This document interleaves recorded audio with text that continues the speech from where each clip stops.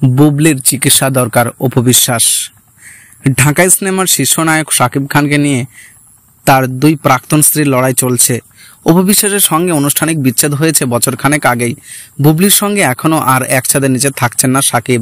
নায়কের দাবি এই নায়িকার সঙ্গে কোনো সম্পর্ক নেই তার। তবু সম্পত্তি সময়ে বুবলি দাবি করেছেন আইনগতভাবে এখনও শাকিব খানের বৈধ স্ত্রী তিনি। এমনকি তাদের বিচ্ছেদও এখনও পর্যন্ত হয়নি। সন্তানের জন্য দুজনে যোগাযোগ হয়, একসঙ্গে সময় কাটানো হয়। বিষয়গুলো নিয়ে আবার কথা বলেছেন শাকিবের প্রাক্তন স্ত্রী অপু বিশ্বাস, যার সঙ্গে নায়কের বর্তমান সম্পর্ক বেশ ভালো। প্রায়ই শাকিবের বাসায় সন্তানকে নিয়ে সময় কাটা ধরে বুবলি শাকিব প্রসঙ্গে কথা বলতে হয় তাকে।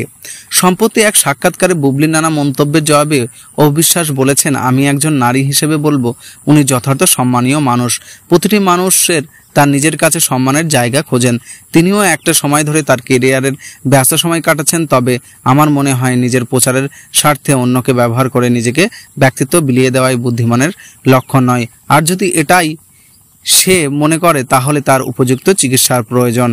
অপুর ভাষায় শাকিবকে নিয়ে তার এত মন্তব্য, আমি ভাষা হারাচ্ছি, আবেগে আপ্লুত হচ্ছি, আমি কি বলবো বুঝতে পারছি না। তবে উনি যে শাকিবের একের পর এক হারির খবর দিচ্ছেন, কিন্তু আমি কোনো হারি খুঁজে পাচ্ছিলাম না, কিন্তু মজার খবর পাচ্ছি তার মুখ থেকে। এ ব্যাপারে আর কি বা বলবো, ওনার মনে হয় ডাক্তার দেখানো উচিত।